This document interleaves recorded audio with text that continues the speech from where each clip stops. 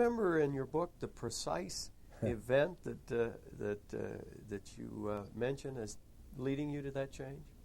Yes. I came here to Washington to enlist the aid of the State Department's Agency for International Development, AID, in an experiment to pay people in India to have fewer children. Because I, as so many other people then, as almost everybody then, and as still most people now, thought that fewer people would be a good thing, and that population growth was one of the great threats to humankind, along with war. And as I was waiting for this appointment, I leaned over the balcony. It was a spring day, and I saw a sign pointing to the Iwo Jima Memorial. And I remembered reading about the Jewish chaplain giving a eulogy at Iwo Jima and saying, I wonder how many Mozarts and Einsteins and Leonardo da Vinci's we are burying here today. And it moved me when I read it. It moves me when I think about it now. And then I got to thinking, I said, what am I doing in this business trying to have fewer human beings on the face of the earth, which may mean fewer Einsteins, fewer Leonardos, and so on. So that moment was a big shock to me, yes indeed. It happened about the same time that I first came across this evidence suggesting that more human beings, more rapid population growth did not mean poor economic development. So the two things went hand in hand. Well, the point's well made, but I think the question that would spring to most people's minds is, do we have the resources, though, to educate all of these Mozarts and Einsteins? And how do you respond to that?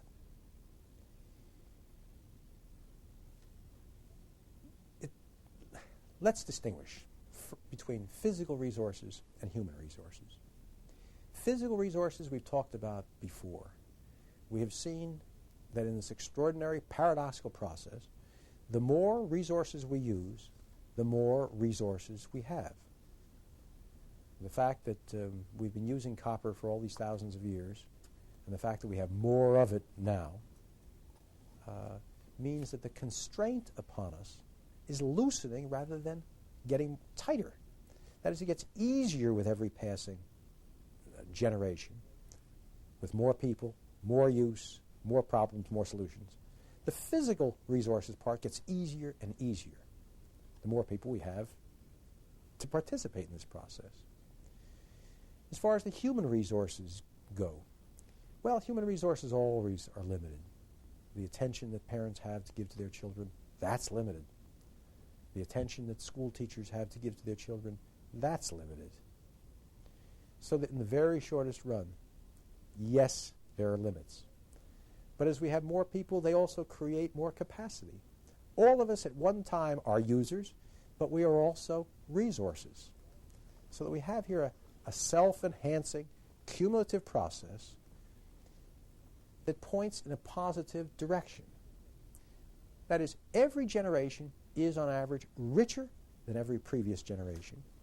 It's richer in material welfare, it's richer in knowledge, and it therefore is able to provide more education and more knowledge for their children. So we have this self-enhancing cumulative process as long as the civilization and the society give people the freedom to pursue their projects and their ideas in this fashion. If the society is totalitarian and does not give people the freedom to seek opportunity and use their talents, then indeed we can have shortage of resources. The Chinese are terribly worried about population growth because they say the buses are so crowded, and the buses are awfully crowded in China. The buses are crowded because they won't let private individuals run their own buses on the street and offer uncrowded buses to people at a slightly higher fare.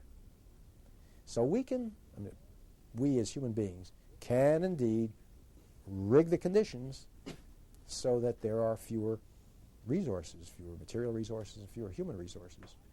But if we provide freedom and provide such a structure, then we don't need to worry that there won't be enough human resources in the future to take care of our offspring and the offspring of those people.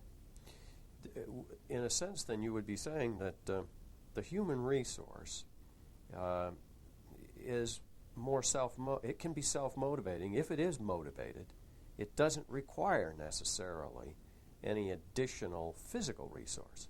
It's somehow stimulating that process, that goal, that movement. That's what we're challenged with. Is that correct? It is so. It is extraordinarily. It is true that with every passing generation, we are less dependent upon the physical resources. Look, 200 years ago in the United States, 70 or 80% of the population worked on the land. That is, it took 8 people out of every 10 to grow enough food to feed the society. And obviously, all of us were heavily dependent upon the land for our living. Now we have one person raising enough food for 50 people, and the other 49 people can do all kinds of other things, most of which don't need any natural resources like land to do something with. So the farmer can raise the food, and the singer can sing the song, and the poet can write the poem without needing the land or the copper or the energy.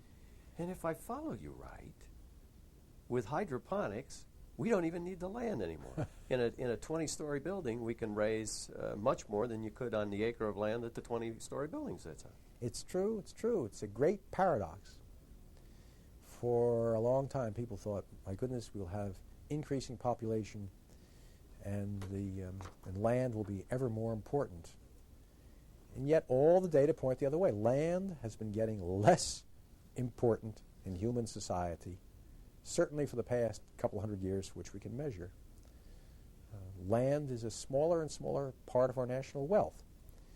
If someone came along and took away all our agricultural land and gave it to somebody else so that the United States didn't have Nebraska and didn't have Illinois and didn't have all the corn lands and the wheat lands and the rice lands, we would only lose perhaps 10% of 1 year's income. That is, the amount that we spend in 1 year for liquor and cigarettes and a few other things is all that the land in the United States is worth to us for producing food. That's even without even worrying about hydroponics. Hydroponics, you're absolutely right, but we won't need hydroponics for generations to come, probably. So we're well ahead in the technological game, and we really have that backup already. We have technology in our hands now, without even inventing anything else, that will allow all the people on this earth, and many more times the number of people on this earth, to have the same high life expectancy that we have in the United States and Europe and Japan, to have the same affluence that we do in the rich countries, to have all the good things in life that we have. All we need is a social and economic organization that will allow this to happen. Not to bring it about, but just to allow it to happen. That with the social and economic organization right, the technology which we have will not only get us all the good things that the best off of us have, but even better lives in the future.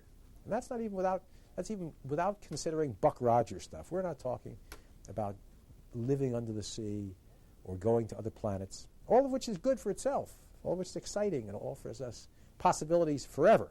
But even without that, we know enough now to be able to provide a healthy, long, well-off life for everybody. But what about living space? Boy, oh boy, I'm not sure I want to be crowded and jammed in with all these people.